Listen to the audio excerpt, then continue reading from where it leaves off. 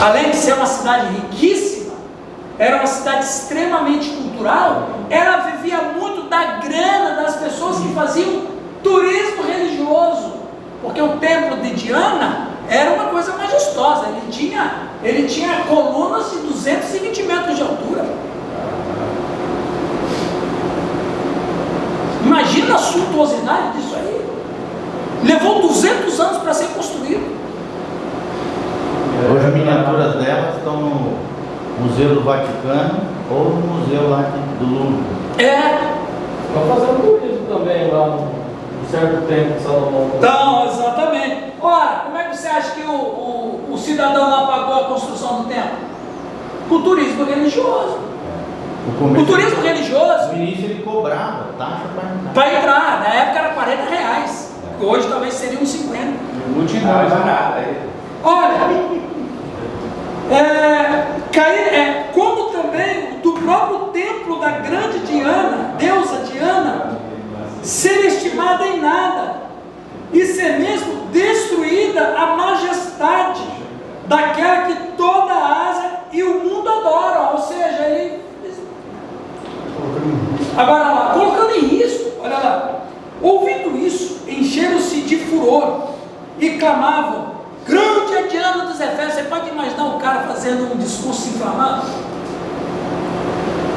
E ele está dizendo, Demétrio está dizendo: nós vamos perder dinheiro, vamos gerar inflação, desemprego, porque eles tinham empregados, os caras que trabalhavam nas fábricas de deuses, e a cidade vai perder dinheiro porque não tem mais turismo religioso.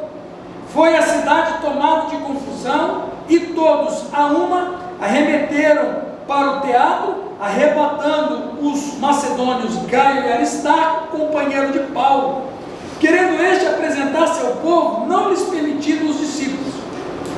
Também Asiarcas, que eram amigos de Paulo, mandaram rogar-lhe que não se arriscasse indo ao templo. Uns, pois, gritavam de uma forma, outros de outra, porque a assembleia caíra em confusão. Pode imaginar isso aí? E na sua maior parte nem sabiam porque estavam reunidos. Tem um povo que na Cocoé tem confusão para lá, né? Tinha gente que não. É isso mesmo! O que nós estamos gritando? Não sei, mas vamos lá, né? Eu concordo. Se é para defender a causa do sindicato, é isso aí mesmo. Ele é isso. Ele é fascista. O que é fascista? Eu não sei, mas falou quem ele é. Então ele é fascista.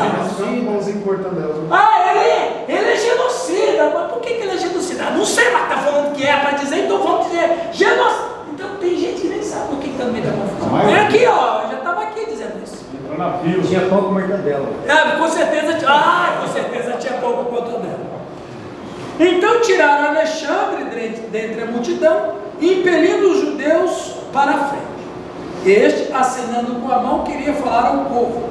Quando, porém, reconheceram que ele era judeu, todos, a uma voz, gritaram por espaço de quase 2 horas. Você imagina que confusão! A tropa de choque chegou lá. Grande é Diana dos Efésios. O escrivão da cidade, tendo apaziguado o povo, disse: senhores Efésios, quem porventura não sabe que a cidade de Éfeso é a guardiã do templo da grande Diana e da imagem que caiu de Júpiter? Ora, não podendo isto ser contraditado, convém que vos mantenham calmos e nada façais precipitadamente, porque estes homens que aqui trouxessem não são sacrílegos, nem blasfemam contra a nossa deusa. Portanto, se Demétrio e os artífices que o acompanham têm alguma queixa contra alguém, há audiências e procônsules que se acusem uns aos outros. Ele está dizendo o seguinte aqui, ó, cara lúcido. Esses homens não estão falando contra Diana, é que Demétrio está perdendo dinheiro. Por quê? Porque a fé cristã estava falindo o comércio dele. Então, eu queria ler esse texto com vocês, para vocês terem uma noção do como que o reino de Deus queimava no coração. Anastatontes. Ser cristão naqueles dias significava ser uma mudança. Olha, por exemplo, aqui, eu coloquei aqui, a condução do exército foi alterada. O exército adorava Marte, ou Ares, o deus da guerra. Os caras não iam para a guerra sem fazer as orações e culto para o Ares.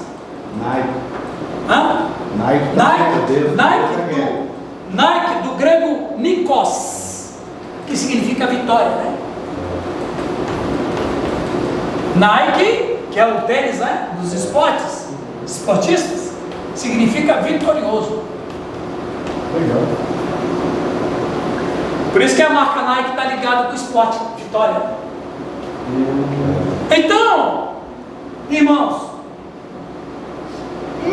muita gente do exército era cristão, e os caras se recusaram para orar para Ares. Mas como é que você vai para uma batalha e não vai orar para Ares? Ele é o Deus da guerra, é o Deus que a gente adora. E os caras falam assim: não, eu sou cristão. Então, olha a mudança que o reino de Deus, quando chega, altera a sociedade onde ele está. Afetaram profissões. Por quê? Porque profissão estava ligada com adoração, com culto. O cara servia o Deus da profissão dele. O cara era agricultor, adorava o Deus da tempestade. O cara era pecuarista, adorava o Deus da fertilidade. O cara era pescador, adorava o Deus do mar. O cara era soldado, adorava o Deus da guerra. Pô, os caras converteram, mudou tudo. Eu não adoro mais esses deuses aí. Minha relação com Deus é através de Jesus, através do reino de Deus. Eu tenho outro governo sobre mim. Por que os cristãos não negaram adorar a Cristo diante de César? Porque eles não abriram mão do governo que tinham sobre eles. Qual era o governo que tinha sobre eles? O governo do reino de Deus. Então, você parando para pensar nisso, a gente chega a uma reflexão.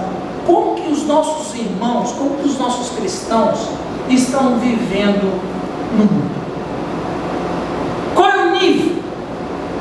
O cristão que trabalha com vendas, com representação, o cristão que trabalha no comércio, numa empresa, ou que ele é dono de uma empresa, ou ele é dono de comércio, como é que ele relaciona a vida dele? Foi feito um indiano fazendo uma faculdade nos Estados Unidos, um doutorado. A tese de doutorado dele era essa: os norte-americanos são politeístas como os indianos.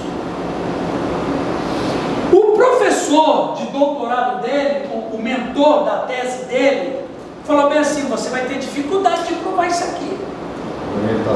O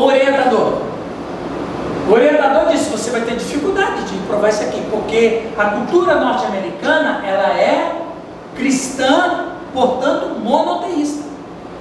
E ele disse: não, professor, a cultura americana, o cristão americano, a cultura americana e o cristão americano são politeístas. Eu disse: não, então foi o seguinte. Ele falou assim: me dá 3 meses, eu vou fazer um esboço da minha tese e apresento para o senhor.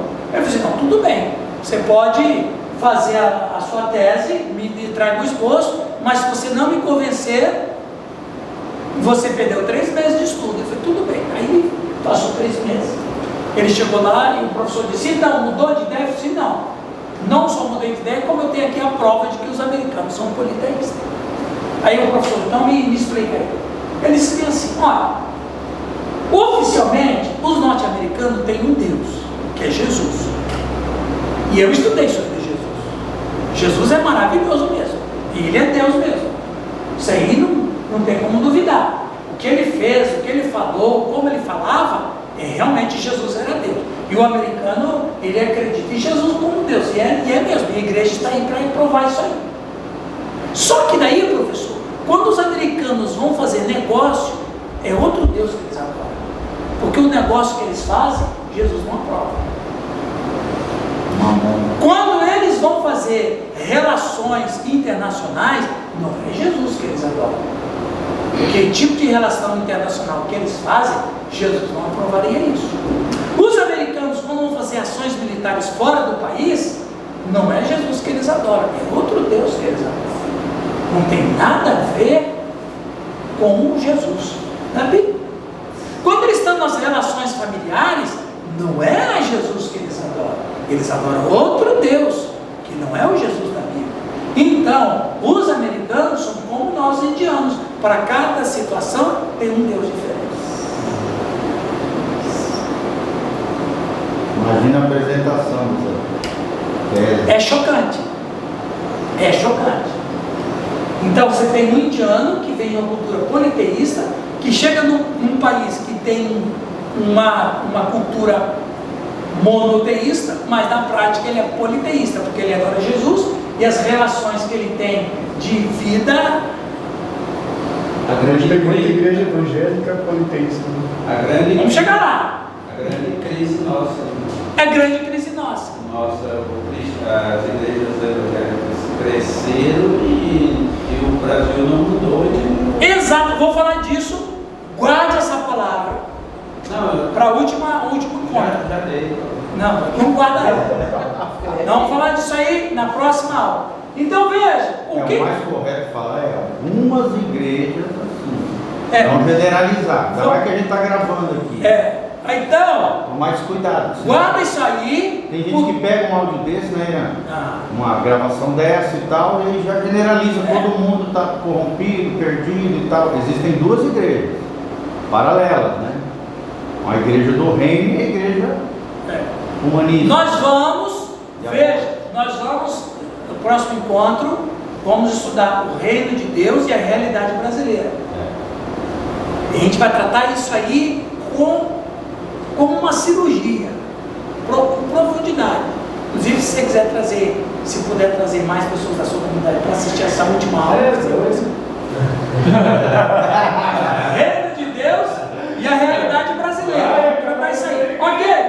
Então veja, ser cristão no século I no mundo romano não é somente ter uma ruptura com a cultura, mas como o Renato falou, é saber que, por exemplo, você sabe que na igreja luterana, qualquer ela, seja a luterana livre, que é a que eu sirvo, e a Unção Luterana, Presbiteriana, a IPI ou a IPB, nós temos a cultura de batizar crianças, Pedro Batismo. E na cultura Pedro Batista, e pela história, a gente estuda a origem, estuda Justino, estuda os pais da igreja do século II e III, eles tinham a prática do Pedro Batismo também. E aí surgiu uma coisa nova que não está na Bíblia, e que são os padrinhos, que a cultura católica abraçou. Vocês sabem qual é a origem dos padrinhos? Não. Vocês vão saber agora. Hoje em dia não precisa mais, mas os Pedro Batistas fazem ainda alguns por uma questão de cultura e história, mas não há necessidade. O Renato falou uma palavra interessante. Por exemplo, os pais que tinham um filho, uma criança, eles batizavam a criança e entregavam o filho dele para o padrinho. Por quê? Porque eu posso morrer amanhã. Na Idade Média, a vida aproximadamente era de 35 a 37 anos. A expectativa de vida. A expectativa. Então quer dizer, aí Renato, por exemplo, eu e minha esposa temos uma criança, um filho. Nós vamos batizar o nosso filho, nós vamos chamar um casal próximo, que eles vão tomar um compromisso que na nossa morte, olha, os caras sabiam que eu morri. Na nossa morte, se eles não morrerem, eles vão criar um filho na nossa fé. Eram os pais em reserva. Eram os pais. Por quê? Pegando o que o Giovanni falou e pegando o que você falou, a morte era muito iminente. Então quer dizer, e muitos pais morreram durante as perseguições e os filhos foram criados pelos padrinhos. Então quer dizer, você tem uma história tão bonita dessa, que os caras sabem que vão morrer, eles sabem que vão morrer porque sabem que não vão negar. Se casavam com 14, 15 anos. Os caras sabem que não vão, os caras sabem que vão morrer porque eles não vão negar a fé no Cristo. Por quê? Porque a fé no Cristo, eles estavam cheios do reino de Deus. Eles estavam cheios do reino de Deus. Aí vem a cultura dos padrinhos no casamento, o padrinho no batismo das crianças. Essa cultura, claro que depois que pararam as perseguições, você não precisa mais ter padrinho. Quando alguém fala, pastor, eu vou batizar meu filho e eu quero chamar de padrinho. Não, pode chamar, mas não precisa, porque ninguém está sendo perseguido mais. A igreja pode não deixar a pessoa contrariada, na verdade. Não, você vai porque é uma cultura, mas muitos nem sabem disso aí, que na verdade eu explico a posição por causa disso. E hoje tem um amparo social, governamental, que na época não existia. Não tinha, exatamente. Mas aí, como você disse, o amparo do governo não existia, e a igreja, olha que interessante, foi boa essa palavra, ela antecipou 2000 anos de história, porque até mesmo o cuidado com os pobres era um cuidado que o Estado tem hoje, através dos serviços públicos. Ou seja, a igreja antecipa 2000 anos do primado da justiça. Qual é o primado da justiça? É o Estado cuidar do seu munícipe para que ele não fique em desgraça. Como é que o Estado cuida do seu munícipe? Através dos serviços públicos. A igreja antecipou isso. Por quê? Comprometimento com o reino de Deus. E outra coisa, quem conclamava isso e o papel das autoridades da política com relação ao amparo social foram os protestantes. Começou na época da reforma, inclusive eu preguei sobre isso. No período da reforma eu preguei sobre as conquistas da reforma além da teologia. A escola pública, serviço público, polícia militar. Amparo social. Uma coisa que choca... Uma conquista dos protestantes. Uma coisa que choca, a liberdade de imprensa, a expressão de liberdade, tudo isso vieram com os protestantes. Os caras lá na Europa, nas grandes cidades que hoje é glamorizado, Londres, Paris, os caras faziam as necessidades num baldinho, Claudemir, e jogavam pela janela. Foi com a vida do protestantismo que começou a ter instalação de serviço de saneamento básico.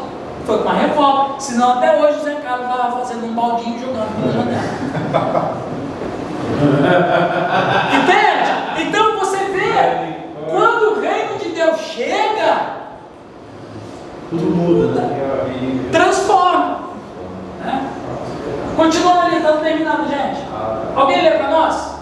Qualquer um que quiser ler, por favor. É preciso transformar aqui e agora e ter a igreja como referencial de uma sociedade justa e saneada.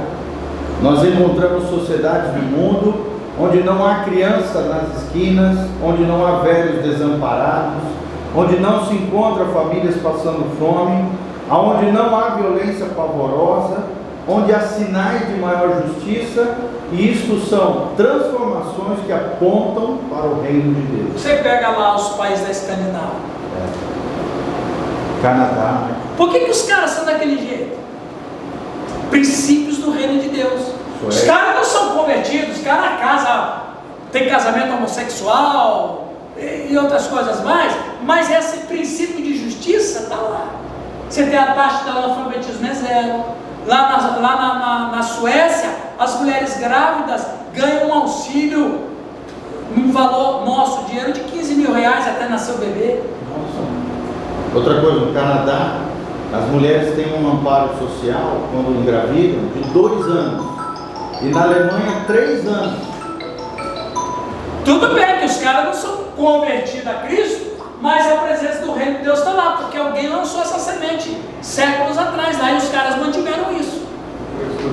A estrutura continuou. Os países do primeiro mundo, inclusive o sociólogo Max Weber, em 1904, a obra principal dele foi a prosperidade com o quê? O espírito do protestantismo. Por quê? Porque, via de regra, o protestantismo trabalha no seu bojo o quê? O reino de Deus.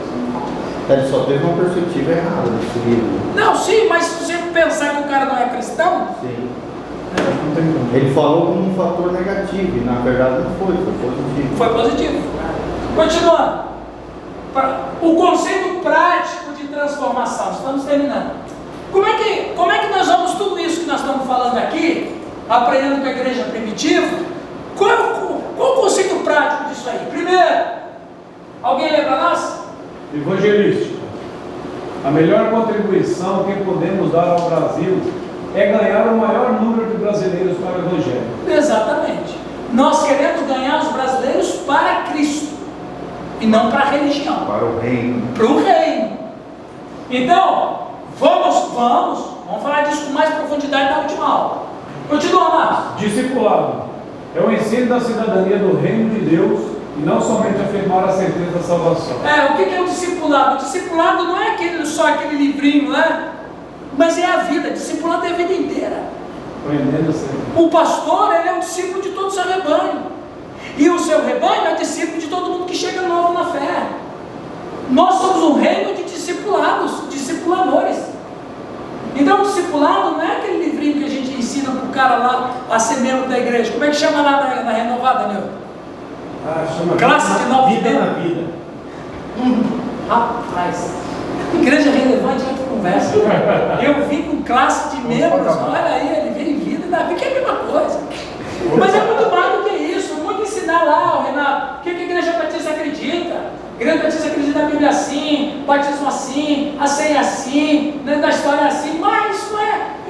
O discipulado é a vida inteira. Continuando, Marcos. A oração. A oração nos empurra para a ação. É uma tática revolucionária na vida do crente e no mundo. Exatamente, é a oração. Sem oração, Sem oração não vai. não há revolução. Não tem nada.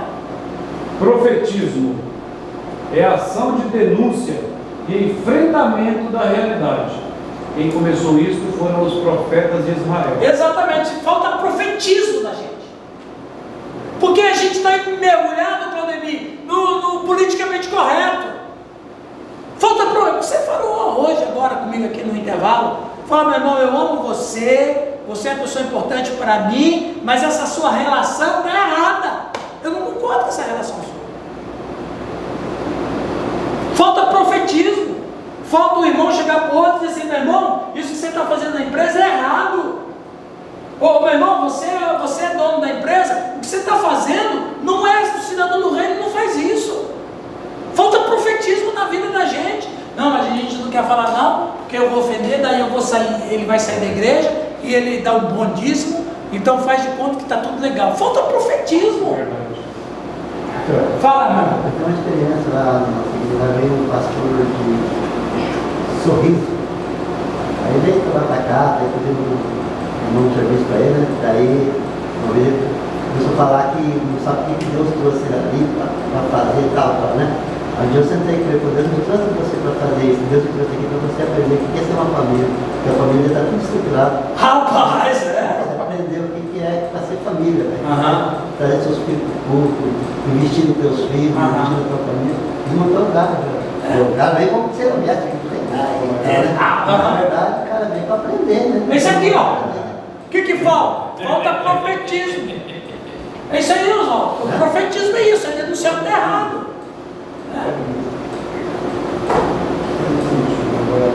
Isso que a gente viu agora. Livro, profetismo. Você falar que você faz isso lá na sala, você tem que estar Vamos lá. É inveja. Mas uma sabonete cair no chão. Não pode. Não pode. É inveja. Usando essa bolinha. Ô Nilton, lembra por favor, isso aqui antes que você fale do sabonete? Lê a oração ali. A oração é um instrumento fantástico na vida. E nada do que se passa acima não vai para frente se não for lavado em oração. A oração nos empurra para a ação. É uma tática revolucionária na vida do crente e do mundo. Enquanto se ora, Deus pode estar mexendo as coisas em favor da humanidade na realidade mais profunda. Exatamente. O Espírito Santo. Precisamos que Deus derrame abundantemente o seu Espírito, porque sem a ajuda dele não podemos exercer absolutamente nada. Amém? Pastor, volta aquele slide lá que o pastor levantou. Isso só para mim. Isso. Só dá uma profecia aí, tá? Ó, Nilton, você está animado. Meus irmãos, alguém quer compartilhar para finalizar a nossa aula de hoje? Fique à vontade.